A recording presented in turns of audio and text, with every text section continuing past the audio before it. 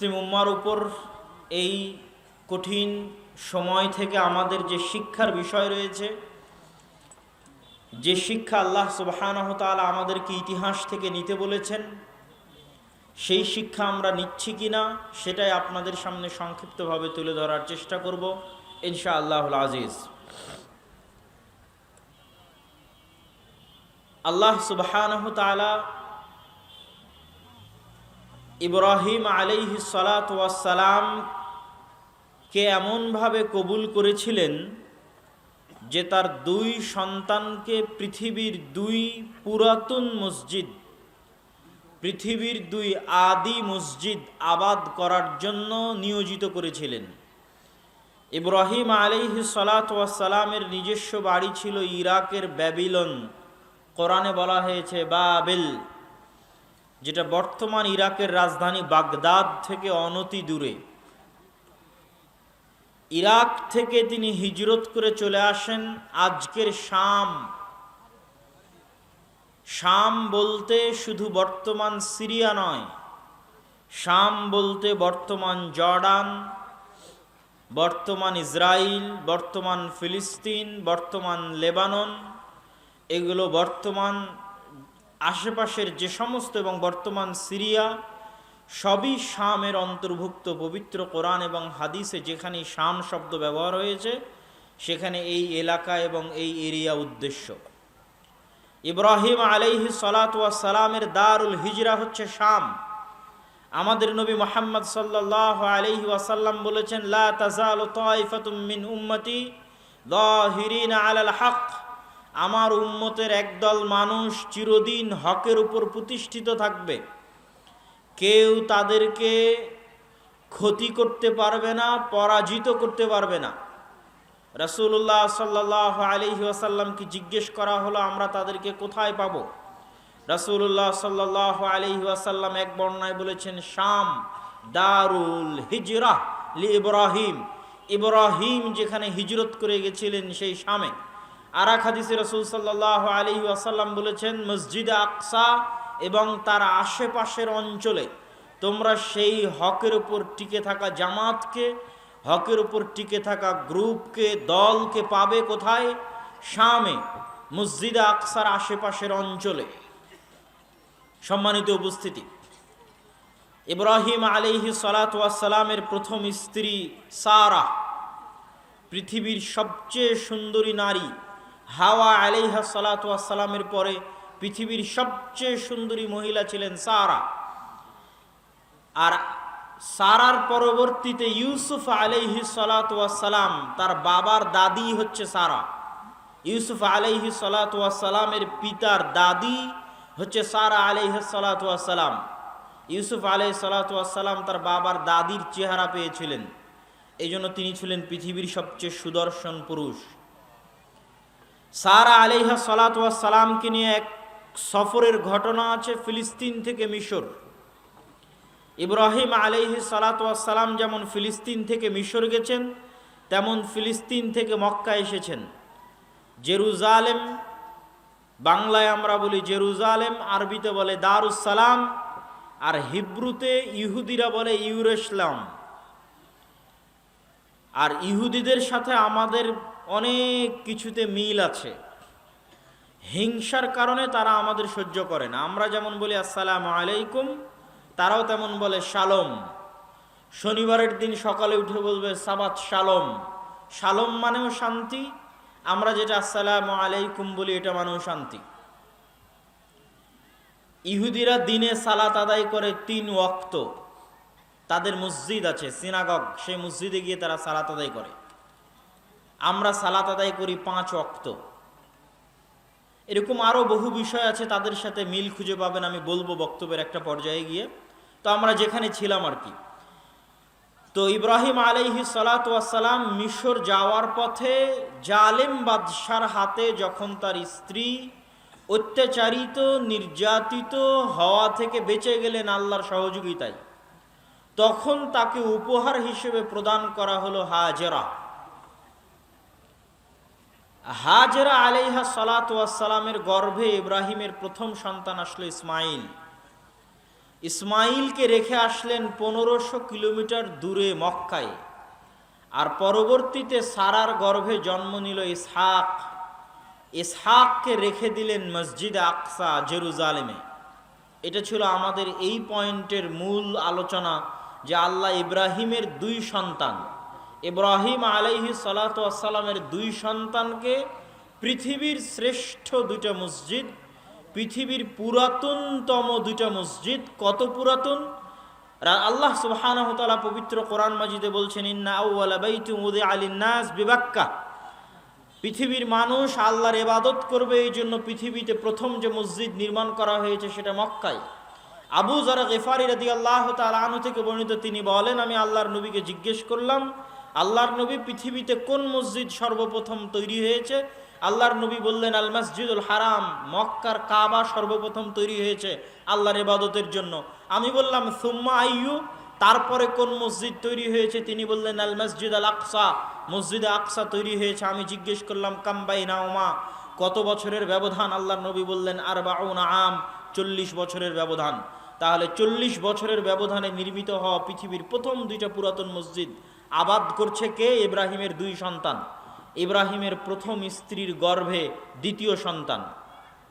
যেহেতু প্রথম সন্তান এসেছে 2য় স্ত্রীর গর্ভে, ইসহাক আবাদ করছে জেরুজালেমে আল মসজিদ আল আকসা, আর 2য় স্ত্রীর গর্ভে প্রথম সন্তান ইসমাইল আবাদ করবে মক্কার কাবা। আর ইব্রাহিম আলাইহিস সালাতু ওয়াস সালাম প্রথম নবী, যিনি জেরুজালেম থেকে মক্কায় সফর করেছেন 5 বার, আনুমানিক 5 বার, ইতিহাসে পাওয়া যায় আরও কতবার করেছেন আল্লাহ ভালো জানে। 1500 কিলোমিটারের পথ পায়ে হেঁটে গেছেন। একবার স্ত্রী পুত্রকে রাখতে গেছেন, একবার কুরবানি করতে গেছেন, একবার গিয়ে ছেলেকে পাননি, স্ত্রীকে তালাক দিতে বলে এসেছেন, আর একবার গিয়ে ছেলেকে পাননি, স্ত্রীকে রাখতে বলে এসেছেন, আর একবার গিয়ে ছেলেকে সাথে করে নিয়ে কাবা তৈরি করেছেন। ওয়াইদ ইয়ারফাউ ইব্রাহিমুল কাওয়াইদা মিনাল বাইত ওয়া ইসমাইল, যখন ইব্রাহিম এবং ইসমাইল মিলে কাবা তৈরি করলো তখন। তাহলে কত আগে আমরা জেরুজালেম এবং কাবার আলোচনা পাচ্ছি, আজ থেকে 5000 বছরেরও বেশি অতীতকালের কথা আমরা বর্ণনা করছি। সম্মানিত উপস্থিতি, ইসহাক আলাইহিস সালাতু ওয়াস সালামের সন্তানের নাম হচ্ছে ইয়াকুব। ইয়াকুব আলাইহিস সালাতু ওয়াস সালামের 12 সন্তান ছিল, তার মধ্যে একজন ইউসুফ। এই সকল নাম ইংরেজিতে একই ব্যক্তি, কিন্তু উচ্চারণ আলাদা। ইব্রাহিমকে তারা বলে আব্রাহাম, ইসহাককে তারা বলে আইজ্যাক, ইয়াকুবকে তারা বলে জ্যাকব, ইউসুফকে তারা বলে জোসেফ। যেমন আপনি যদি দেখেন Saint Joseph school and college, তাহলে ধরতে হবে হজরত ইউসুফ আলাইহিস সালাতু ওয়াস সালাম school and college. Saint Joseph দিয়ে তারা ইউসুফ আলাইহিস সালাতু ওয়াস সালামকেই বুঝিয়েছে, উচ্চারণের পার্থক্য।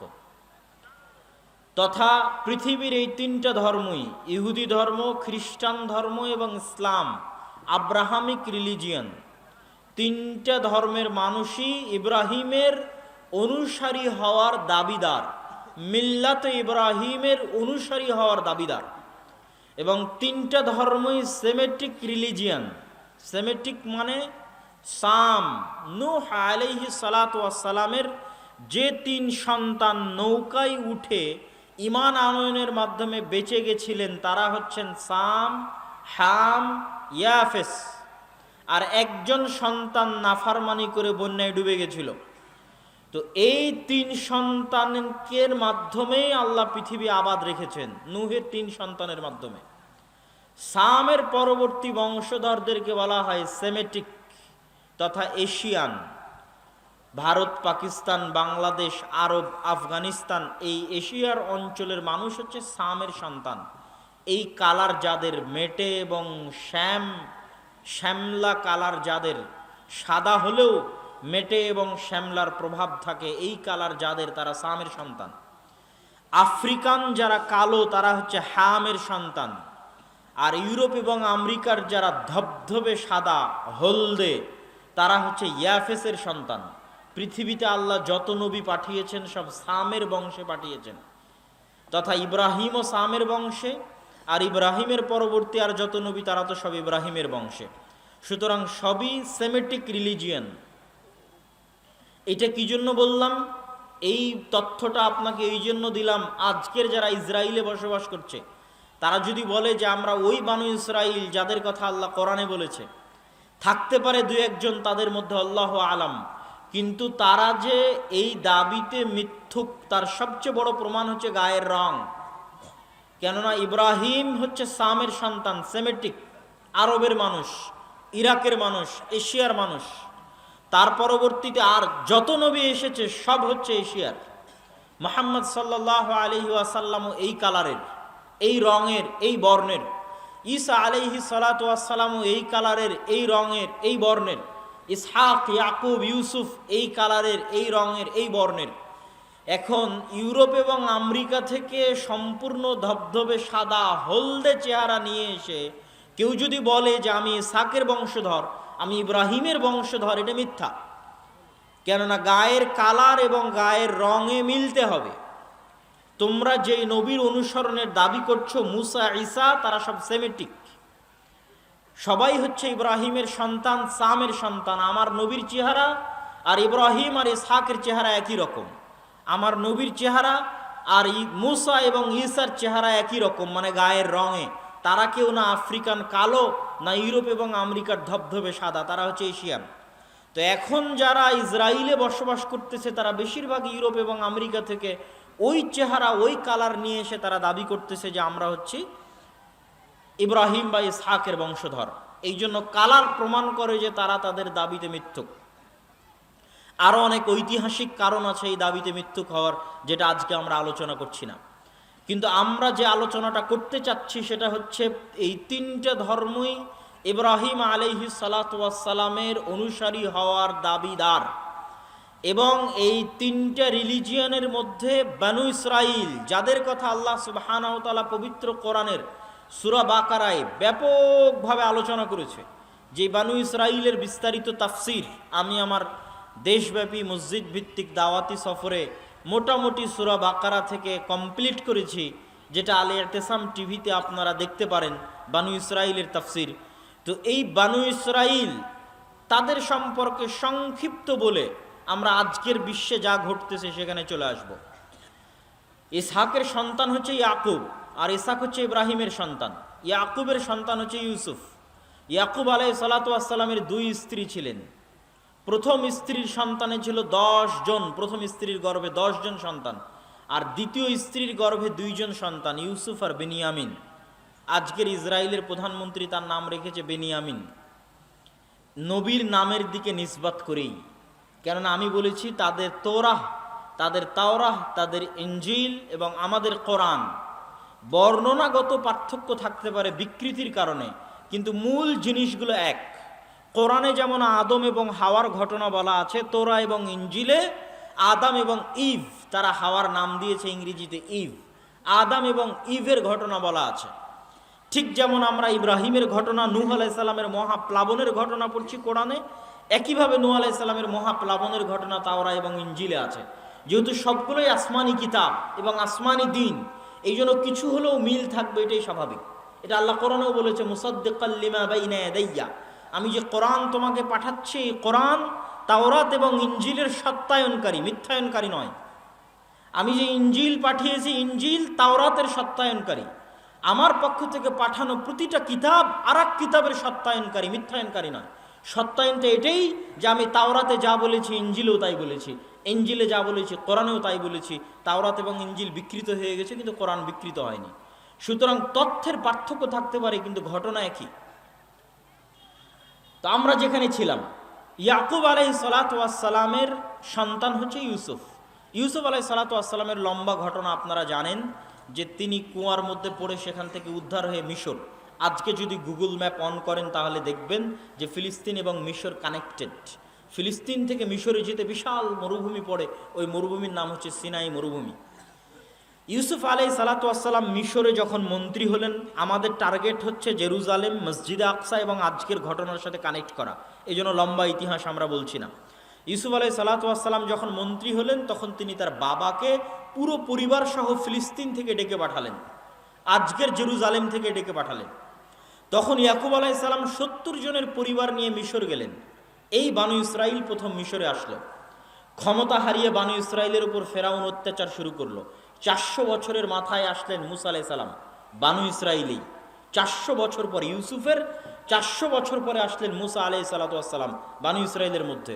মুসা আলাইহিসসালাতু ওয়াসসালাম যখন মিশর ছেড়ে পালিয়ে যাচ্ছেন আর ফেরাউন পানিতে ডুবে যাচ্ছে, তখন মুসা আলাইহিসসালাতু ওয়াসসালাম পালিয়ে যাচ্ছেন না, ফিরে যাচ্ছেন। কোথায় ফিরে যাচ্ছেন? যেখান থেকে 400 বছর আগে তার আদি পিতা ইয়াকুব এসেছিলেন, ইউসুফ এসেছিলেন। কোথায় থেকে এসেছিলেন? জেরুজালেম থেকে, ফিলিস্তিন থেকে, মসজিদ আকসা থেকে, ওখানে যাচ্ছেন।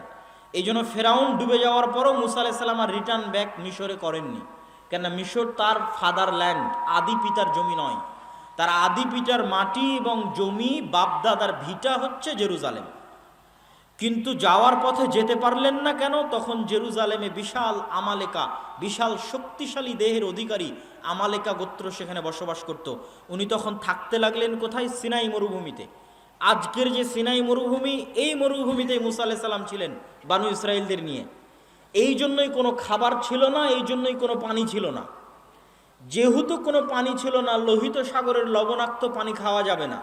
যেখানে সুপেয় পানি পাওয়া যাবে সেখানে আছে আমালেকা গোত্র, ফিলিস্তিনে, জেরুজালেমে। আমরা আছি মরুভূমিতে। এই জন্যই তারা মুসা আলাইহিস সালামের কাছে চেয়েছিল যে আপনি আল্লাহকে বলেন পানি দিতে। তখন মুসা আলাইহিস সালাম লাঠি দিয়ে পাথরে আঘাত করেছিলেন, 12টা ঝর্ণাধারা তৈরি হয়েছিল। ইয়াকুবের 12 সন্তানের বংশধরের জন্য আল্লাহ 12টা ঝর্ণাধারা তৈরি করেছিলেন। খাবার ছিল না, খাবার চেয়েছিল আল্লাহ আসমান থেকে মান্না এবং সালোয়া দিয়ে পাঠিয়েছিলেন। কেন? এটা ছিল মরুভূমি। ওই মরুভূমিতেই তুর পাহাড় আছে, যেই তুর পাহাড়ে মুসা আলাইহিসসালাতু ওয়াসসালাম তাওরাত আল্লাহর পক্ষ থেকে রিসিভ করেছিলেন। আল্লাহ তাদেরকে আদেশ দিলেন জিহাদ করার জন্য, জেরুজালেম বিজয় করতে হবে, জিহাদ করো।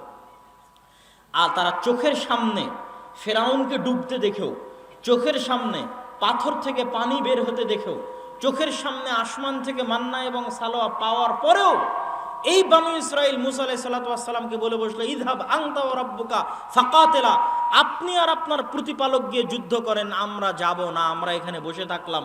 আপনি আর আপনার প্রতিপালক গিয়ে যুদ্ধ করে যেদিন বিজয় করবেন সেই দিন আমরা আসবো। এরকম নিমক হারাম কওম ছিল। কেন তারা এতটা নিমক হারাম হয়ে গেল?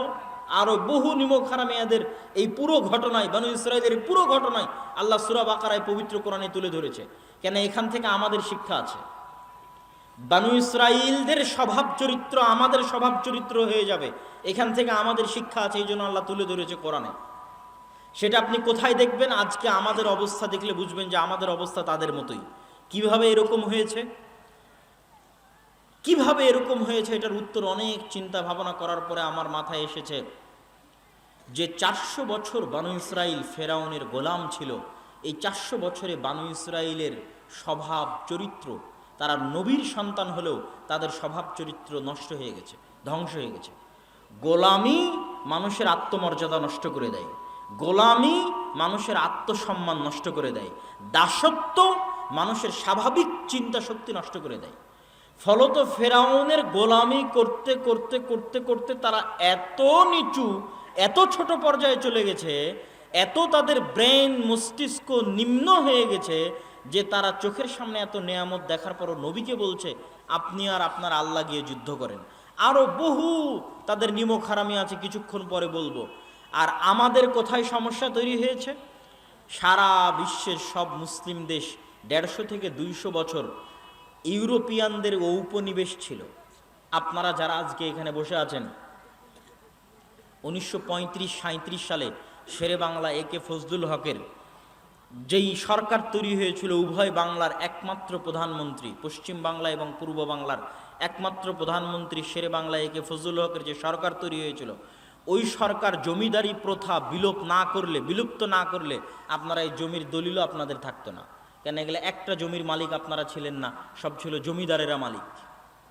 কি পরিমাণ গোলামি থাকলে, তথা 100 বছরও হয়নি আপনাদের এই জমিরগুলোর মালিক হওয়া, এই জমির কাগজপাতির মালিক হওয়া, যে জমিগুলো আপনারা আজকে ভোগ করতেছেন এই বাংলাদেশে, এই জমির মালিক হওয়া আপনাদের 100 বছরও হয়নি।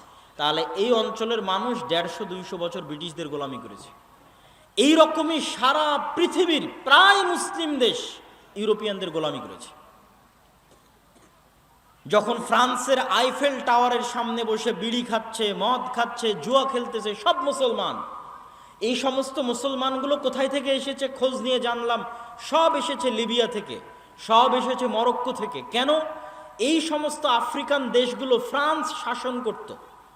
আফ্রিকান মুসলিম কান্ট্রিগুলো ছিল ফ্রান্স ইতালি স্পেনের উপনিবেশ, ফলত স্পেন, ফ্রান্স, ইতালির গোলামি করতে করতে করতে করতে এদের স্বভাব নষ্ট হয়ে গেছে। আর আমাদের স্বভাব নষ্ট হয়ে গেছে 150 থেকে 200 বছর ব্রিটিশদের গোলামি করতে করতে। ফলত আমরা জন্মগত গোলাম, রক্তের মধ্যে গোলামি আছে।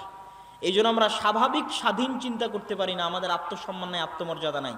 দেখবেন সকাল সন্ধ্যা গণ্ডগোল, মারামারি, হিংসা, বিদ্বেষ। এরকম গণতন্ত্র, যেই গণতন্ত্র বাংলাদেশে আছে, এরকম গণতন্ত্র পৃথিবীর আর কোনো দেশে পাবেন না। গণতন্ত্র খারাপ কি ভালো সেটা আলাদা কথা, কিন্তু গণতন্ত্র তো ইংল্যান্ডে আছে, গণতন্ত্র তো আমেরিকায় আছে, কিন্তু ইংল্যান্ড এবং আমেরিকায় এরকম মারামারি, এরকম কাটাকাটি, এরকম হিংসা বিদ্বেষ কোনোদিন শুনেছেন? কথা বলেন, কোনোদিন দেখেছেন? কোনোদিনই পাবেন না। কেন? তাদের আত্মমর্যাদা আছে, তারা পৃথিবীকে শাসন করে এসেছে, ওরা হচ্ছে শাসক। আত্মমর্যাদা, আত্মসম্মানের কারণে এই পরিবেশ তৈরি হয় না, মারামারি, কাটাকাটি, হিংসা হিংসি, খামচা খামচির পরিবেশ তৈরি হয় না। পুলিশ বাহিনী পুলিশ বাহিনীর মতো কাজ করে, বিচার বিভাগ বিচার বিভাগের মতো কাজ করে, সরকার সরকারের মতো কাজ করে। 5 বছর পর পর ভোট দিয়ে মানুষ সরকার পরিবর্তন করে। কেউ ক্ষমতায় এসে মনে করে না যে আমি পুলিশকে আমার অধীনে নিয়ে চলে আসব।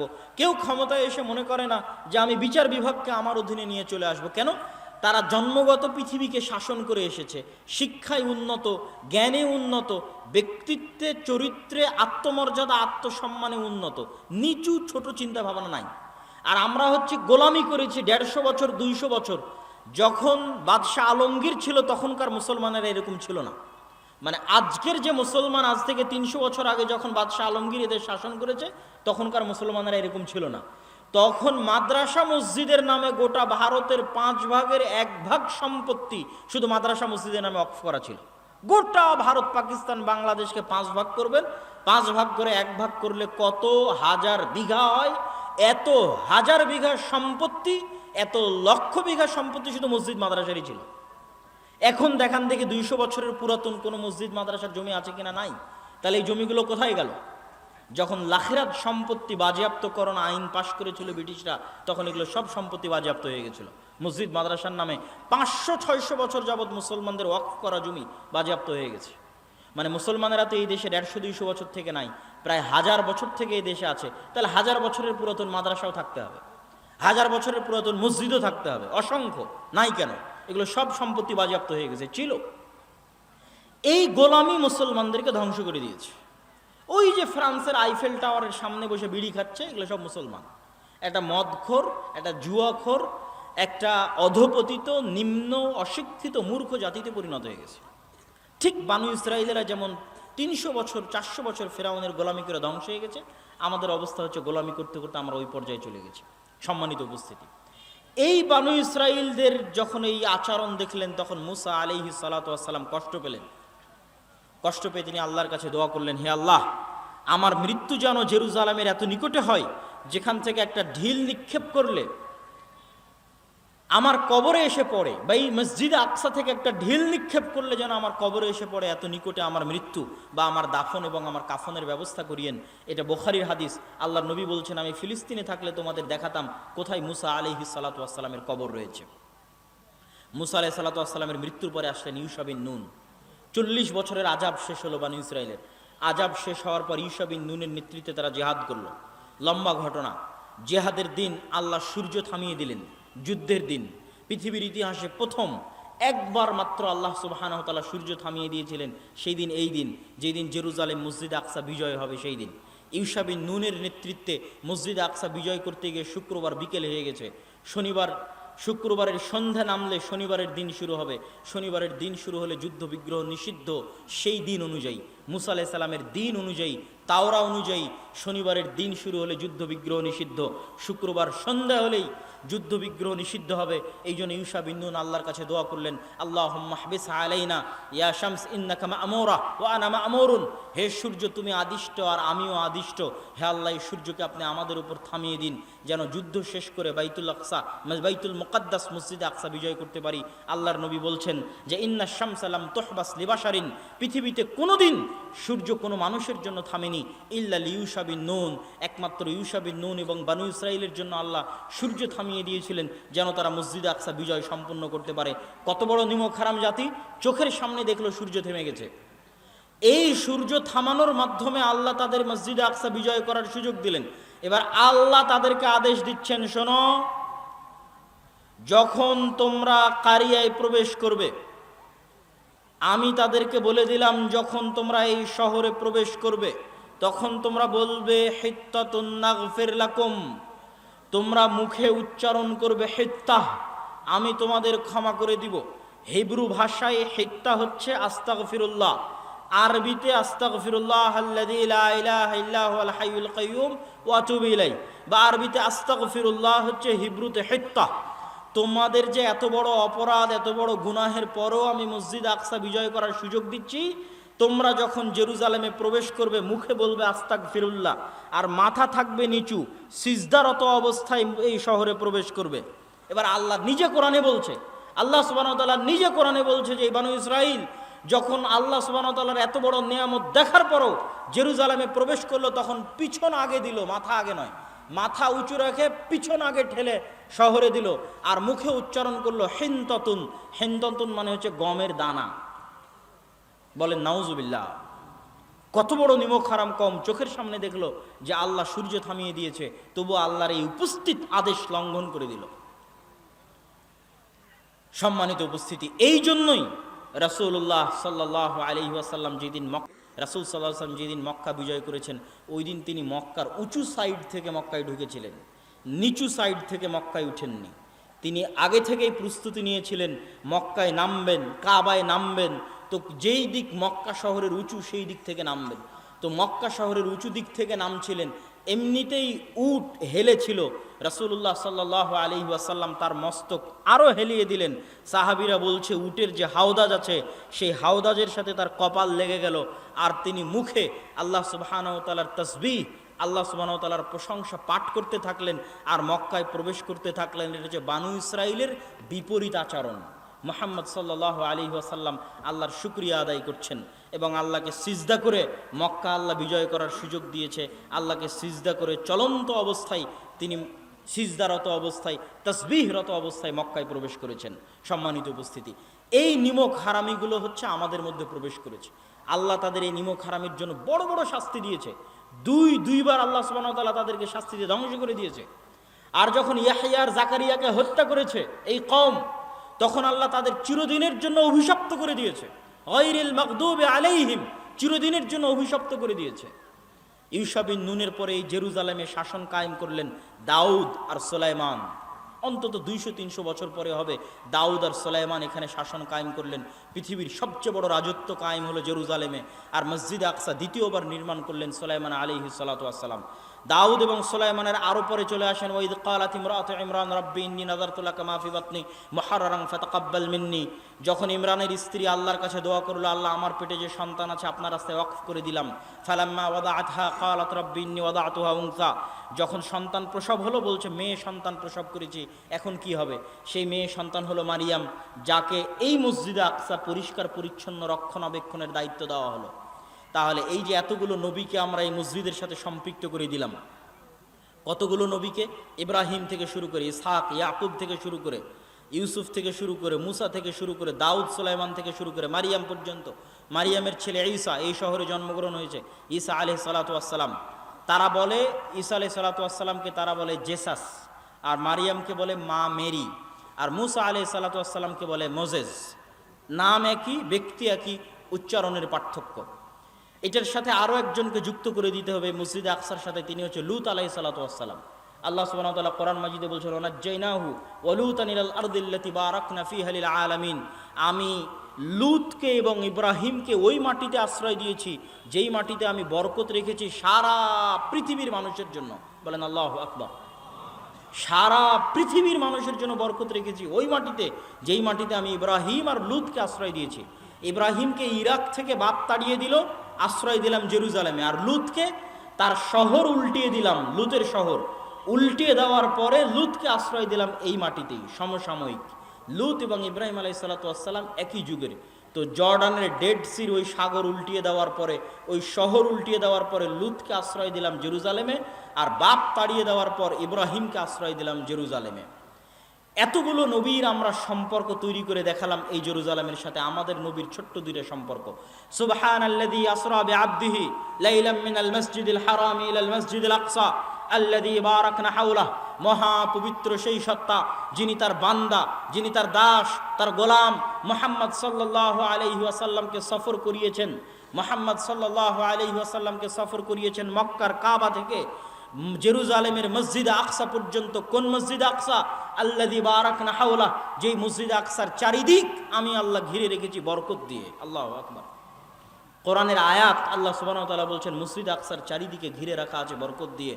সেই মসজিদ আকসায় আমি সফর করিয়েছি আমার বান্দা মুহাম্মদ সাল্লাল্লাহু আলাইহি ওয়াসাল্লামকে, যেখানে তিনি সকল নবীর ইমামতি করেছেন, বোরাক বেঁধে রেখেছেন, সেখান থেকে আসমানে সফর করেছেন। আবার আসমান থেকে মসজিদ আকসা হয়ে ফিরে তিনি কাবায় চলে এসেছেন, মক্কায় চলে এসেছেন। সম্মানিত উপস্থিতি, আল্লাহর নবীর পরে জেরুজালেম বিজয় করেছেন ওমর রাদিয়াল্লাহু তাআলা আনহু। আল্লাহর নবীর জীবদ্দশায় আরেকটি ছোট্ট ঘটনা হচ্ছে, কদ নারা তাকাল্লুবা ওয়াজহিকা, আমি দেখছি বারবার আপনার চেহারা আসমানের দিকে। কেন? আমাদের দিনের প্রথম কেবলা ছিল মসজিদে আকসা, প্রথম কেবলা।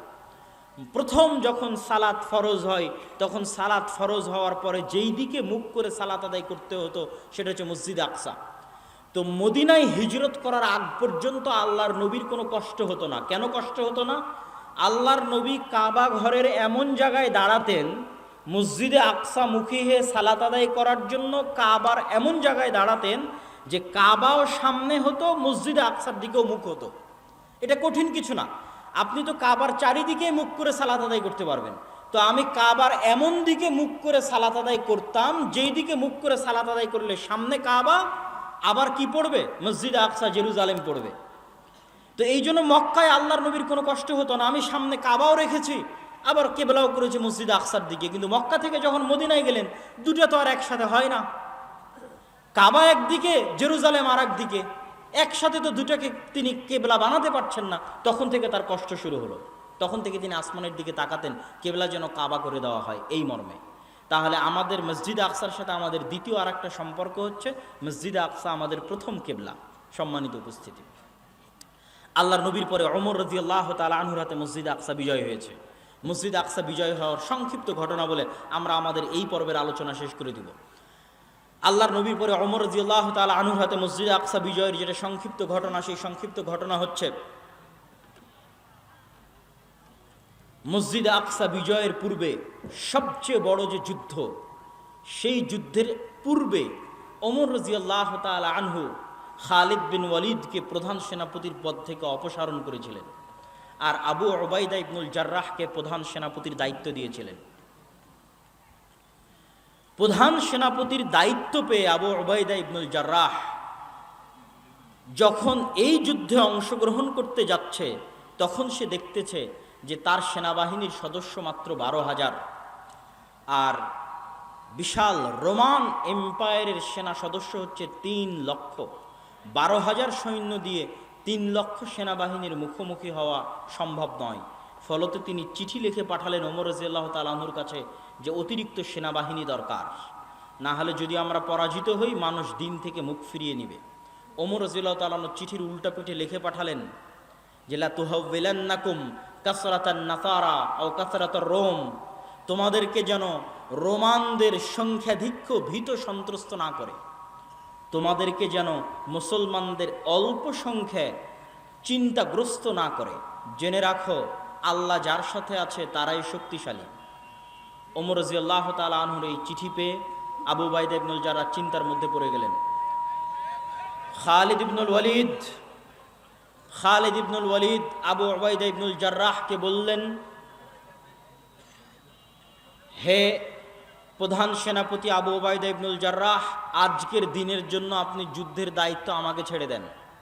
কাগজে কলমে প্রধান সেনাপতি আপনি, কিন্তু আজকের যুদ্ধের প্রধান সেনাপতি আমি। আবু উবাইদা ইবনুল জাররাহ খালিদ বিন ওয়ালিদের হাতে প্রধান সেনাপতির দায়িত্ব ওই দিনের জন্য ছেড়ে দিলেন। সংক্ষিপ্ত আকারে কথা হচ্ছে, 6 দিন যুদ্ধ হলো। 6 দিন যুদ্ধের পর মুসলমানেরা যুদ্ধে বিজয় করে 4 ভাগে ভাগ হয়ে আজকের যে গাজার নাম শুনছেন, এই গাজা প্রথম বিজয় হয়।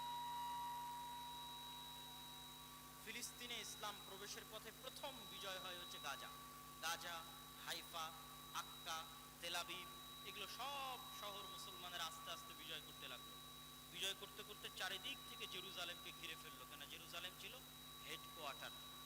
চারিদিক থেকে যেই দিন জেরুজালেমকে ঘিরে ধরা হয় সেদিন ওখানে সাহাবি ছিল 4,000 সাহাবি উপস্থিত ছিল জেরুজালেম বিজয়ে। 1 মাস যাবৎ জেরুজালেম ঘিরে রাখার পরেও পাদ্রী চাবি হস্তান্তর করেনি। শর্ত দিল আমিরুল মুমিনিন মদিনা থেকে আসলে চাবি হস্তান্তর করা হবে। আমিরুল মুমিনিন মাত্র একজন গোলাম, একজন কৃতদার সাথে নিয়ে এই দীর্ঘ 1500 কিলোমিটারের পথ উটের পিঠে চড়ে রওনা দিলেন মদিনা থেকে জেরুজালেম। আর এই দীর্ঘ 1500 কিলোমিটারের পথে কখনো তিনি উটের পিঠে, কখনো তার চাকর উটের পিঠে, এইভাবে আস্তে আস্তে যখন জেরুজালেমের গেটে প্রবেশ করবেন তখন ওমর রাদিয়াল্লাহু তাআলা উটের রশি ধরে টানছেন আর তার চাকরকে বসানো আছে উটের পিঠে। ঘটনা সত্য, সানাদ সহি। আবু উবাইদা ইবনুল জাররাহ হন্তদন্ত হয়ে ছুটে গেছেন ওমর রাদিয়াল্লাহু তাআলার কাছে, গিয়ে বলছেন, করেছেন কি আমিরুল মুমিনিন? ইন্নার রোমান ইয়ানজুরু ইলাইনা নাজরাতা কিল্লাহ। আপনি আমিরুল মুমিনিন হয়ে উটের রশি ধরে টানছেন আর গোলাম চাকরকে বসিয়ে রেখেছেন উটের পিঠে, গায়ে জীর্ণ শীর্ণ জামা, ছেঁড়া ফাটা টুটা ফাটা জামা। আপনাকে দেখে আজকে বিশাল রোমান এম্পায়ারের হাজার হাজার পাদ্রী অপেক্ষায় আছে। গোটা রোমান এম্পায়ারের হাত থেকে কোন মসজিদে আকসা, কোন জেরুজালেম ছুটে যাচ্ছে, যে মসজিদ আকসা ইব্রাহিম, ইসহাক, ইয়াকুব, তারপরে পরবর্তীতে দাউদ, সুলাইমান, তার পরবর্তীতে ঈসা, তারপরে হচ্ছে ইয়াহইয়া, জাকারিয়া, ইহুদিদের দিনের কথা বলেন, খ্রিস্টানদের দিনের কথা বলেন, তাদের সকল স্মৃতি, সকল ঐতিহ্য, সকল কিছু হচ্ছে এই জেরুজালেম কেন্দ্রিক। সেটা সব তাদের হাত থেকে চলে যাচ্ছে।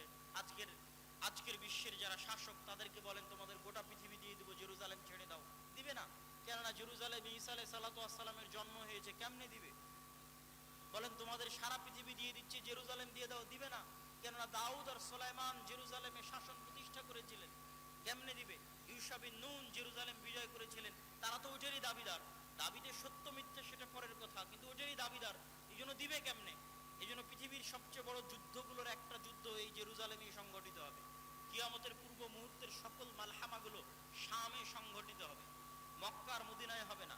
এই জন্য যে মক্কা মদিনা চিরদিনের জন্য ফিতনা মুক্ত, দাজ্জালের প্রবেশ মক্কা মদিনায় নিষিদ্ধ। যেহেতু মক্কা মদিনা চিরদিনের জন্য ফিতনা মুক্ত, এই জন্য মক্কা মদিনায় কোনো যুদ্ধ হবে না কিয়ামতের পূর্ব মুহূর্তে। মক্কা মদিনায় দাজ্জালও প্রবেশ করবে না। কিয়ামতের পূর্ব মুহূর্তের সব যুদ্ধ হবে এখানে। কিয়ামতের পূর্ব মুহূর্তের সব যুদ্ধ হবে শামে, ফিলিস্তিনে, ইসরায়েলে, জেরুজালেমে, মসজিদে আকসা এবং তার আশেপাশে। কিয়ামতের পূর্ব মুহূর্তের সকল বড় যুদ্ধগুলো সংঘটিত হবে। আর এত বড় ক্রাইটেরিয়া, এত বড় কারণ পৃথিবীতে আর নাই যেখানে এত বিশাল যুদ্ধ হতে পারে। কেননা এত এই জিনিসের যত লোক দাবিদার, আর পৃথিবীতে এরকম কিছু নাই যেটার এত লোক দাবিদার। পৃথিবীর 90% মানুষ এটার দাবিদার, তথা 90% মানুষ এটার জন্য যুদ্ধে জড়িয়ে যেতে পারে। আমেরিকা, ইউরোপ থেকে শুরু করে, ইসরায়েল থেকে শুরু করে গোটা মুসলিম বিশ্ব, গোটা ইউরোপ এই যুদ্ধে জড়িয়ে যেতে পারে। গোটা রাশিয়া, গোটা ইউক্রেন সব এই যুদ্ধে জড়িয়ে যেতে পারে।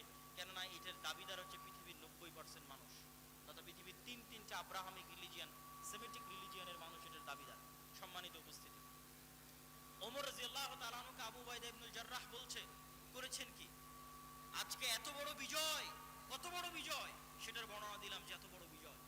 এই বিজয়ের দিনে আপনি নিজে রশি ধরে টানছেন আর গায়ে জীর্ণ শীর্ণ কাপড় পরে আছেন, রোমানরা কি মনে করবে? ওমর রাদিয়াল্লাহু তাআলা আনহু বললেন, শোনো, কুন্না কওমান আদিল্লাহ, আমরা ছিলাম জাহেল, মূর্খ, অজ্ঞ জাতি, পৃথিবীতে আমাদের কেউ চিনত না।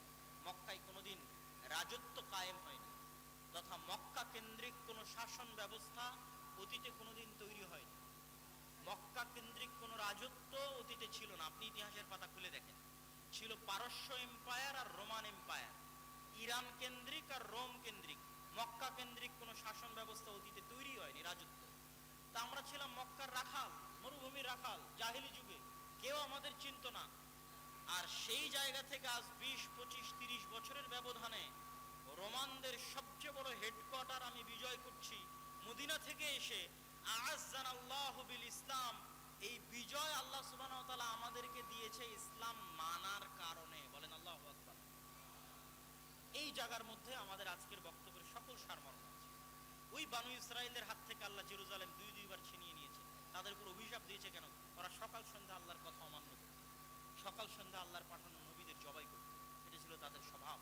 আর আজকেও আল্লাহ মসজিদ আকসা আমাদের থেকে ছিনিয়ে নিয়েছে, এটা আল্লাহর আযাব।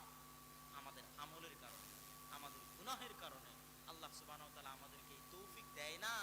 যে কত হাজী এখানে বসে আছে, ওই হাজীর তৌফিক হয়নি যে সে আল্লাহর তিনটা পবিত্র মসজিদের তৃতীয় মসজিদে সফর করবে, হয়নি তৌফিক। এই তৌফিক আল্লাহ দেয়নি, এটা আল্লাহর আযাব। আমাদের মতো গুনাহগারকে আল্লাহ আযাবে রেখেছে যে আমরা আল্লাহর পবিত্রতম মসজিদ মক্কা এবং মদিনা দেখতে যেতে পারলেও আল্লাহর আর এক পবিত্র মসজিদ মসজিদ আকসা দেখতে যেতে পারি না। ৮০ বছর থেকে দেখতে যেতে পারি না, একদিন দুই দিন নয়, এই ৮০ বছর থেকে আল্লাহ সুবহানাহু ওয়া তাআলা আমাদের আযাবের মধ্যে রেখেছে। যেমন বানু ইসরাইলকে আল্লাহ সুবহানাহু ওয়া তাআলা আযাবের মধ্যে রেখেছে, শাস্তির মধ্যে রেখেছে।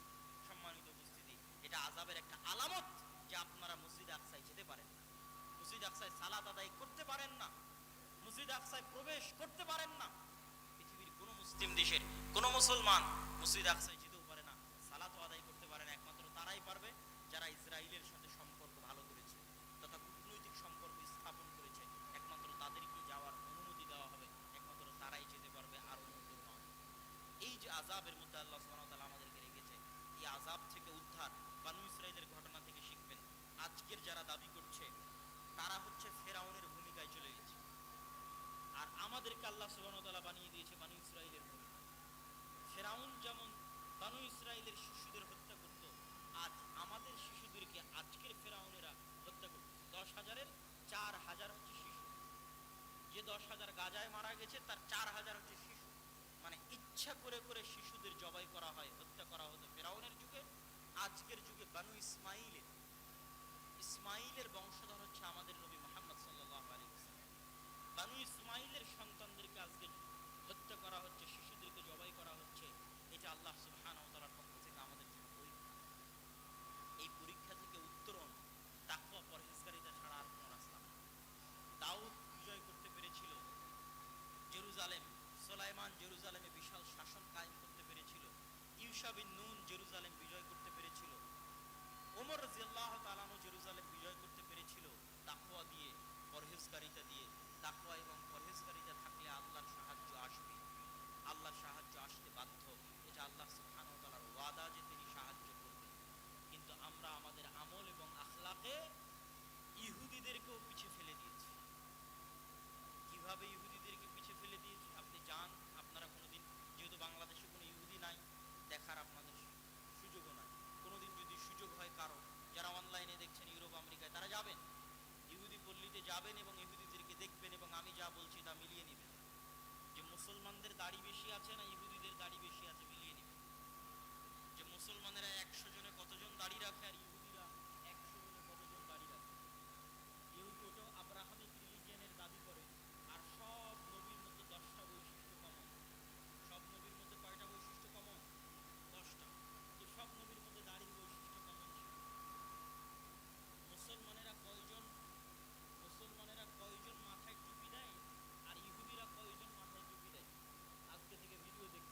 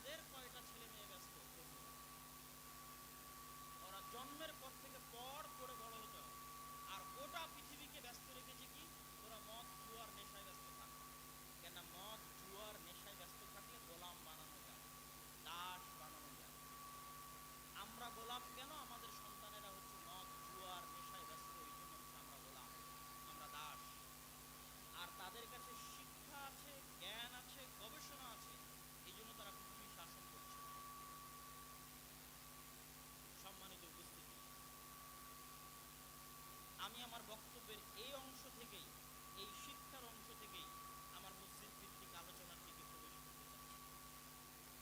যে তাদের এই অবস্থা দেখার পাশাপাশি আপনি দেখেন যে তারা ইসরায়েলে তাদের সন্তানদেরকে পড়াশোনা, শিক্ষা, জ্ঞান, গবেষণা, অস্ত্রপাতি, যন্ত্রপাতি এগুলোর পিছনে লাগিয়ে রেখেছে। আর তার পাশেই মুসলমান দেশগুলোকে দেখেন, সব ফুটবল বিশ্বকাপ আয়োজনে ব্যস্ত। সব মুসলিম দেশগুলো কিসে ব্যস্ত? ফুটবল বিশ্বকাপ আয়োজন করবে, এটাতে ব্যস্ত। দুবাইকে দেখেন, কাতারকে দেখেন, তারা হচ্ছে বিনোদনে ব্যস্ত, পর্যটনে ব্যস্ত। কোটি কোটি টাকা আল্লাহ তাদের হাতে দিয়েছে, কিন্তু সেই টাকা তারা ইনভেস্ট করছে বিনোদনের জন্য, পর্যটনের জন্য। তাহলে এই মুসলমানদেরকে যদি আল্লাহ সুবহানাহু ওয়া তাআলা গোলাম না বানিয়ে রাখেন, তাদেরকে গোলাম বানিয়ে রাখেন। আজকে যদি আপনি আমার বাংলাদেশে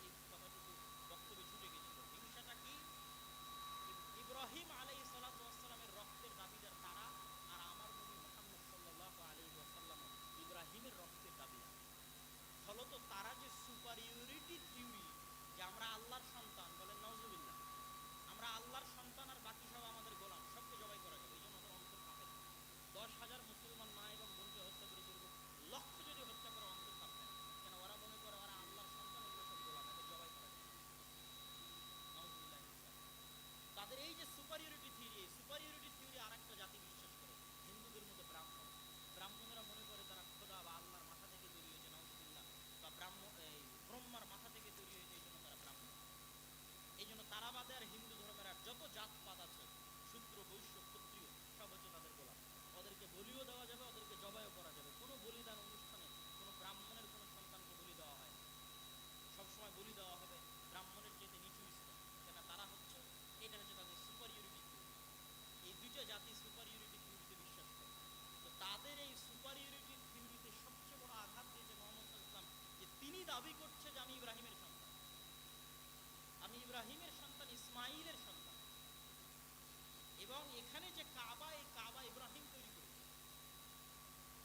এটা অনেকের কাছে মেসেজ নাই, ইউরোপ এবং আমেরিকা এবং ইসরায়েলের অনেকের কাছে মেসেজ নাই যে ইব্রাহিম আলাইহিস সালামের তৈরি করা ঘর হচ্ছে কাবা। মুসলমানরা দাওয়াতি কাজই করে, জানেই না তা। এরকম বহু অসংখ্য ভিডিও দেখতে পাবেন যে তারা জানেই না যে কাবা ইব্রাহিম আলাইহিস সালাম তৈরি করেছে, কেন তারাও তো আব্রাহামকে সম্মান করে। সুতরাং যখন বলা হবে যে আব্রাহামের সন্তান ইসমাইল, ইব্রাহিম এবং ইসমাইল মিলে এই কাবা তৈরি করেছে, তখন তারা এটা চিন্তা ভাবনা করবে, সম্মানিত। তো এই হিংসার কারণে তারা মুহাম্মদ সাল্লাল্লাহু আলাইহি ওয়াসাল্লামকে হত্যা করতে চেয়েছে। এই হিংসার কারণে তারা উম্মতে মুহাম্মাদীকে ধ্বংস করে দিয়েছে, কেন তারা জানে শেষ নবীর জন্য যত রহমত, বরকত, ফজিলতের কথা আল্লাহ তাওরা এবং ইনজিলে বলেছে, সব রহমত, বরকত, ফজিলত উম্মতে মুহাম্মাদী নিয়ে গেছে। সব রহমত, বরকত, ফজিলত মুহাম্মদ সাল্লাল্লাহু আলাইহি ওয়াসাল্লাম এবং তার উম্মত নিয়ে গেছে। অতএব এদেরকে হত্যা করার মাধ্যমে, এদেরকে ধ্বংস করার মাধ্যমে, এদেরকে গোলাম বানানোর মাধ্যমে আমাদের টিকে থাকতে হবে, নাহলে যে কোনো মুহূর্তে আমাদের পতন হয়ে যাবে। যেমন ফেরাউন ভয় পেত, যে কোনো মুহূর্তে বনী ইসরাইলের রাতে আমার পতন হবে, এদেরকে জবাই করতে হবে, হত্যা করতে হবে, দমন করতে হবে, এদের কন্ট্রোলে রাখতে হবে। এই একই ভয় তারা সব সময় পায়, কেন তারা জানে যে শেষ নবী মুহাম্মদ সাল্লাল্লাহু আলাইহি সাল্লাম কেমন জানে, তাদের সন্তানদেরকে যেমন জানে। এই জন্য তার উম্মত যে বিজয়ী হবে, তার উম্মতের হাতে যে জেরুজালেম মসজিদে আকসা থাকবে, এটা দিনের মতো সত্য। এই ভয়ে তারা কম্পমান থাকে। এই জন্য নিষ্ঠুরভাবে শিক্ষায় ফিরে যেতে হবে।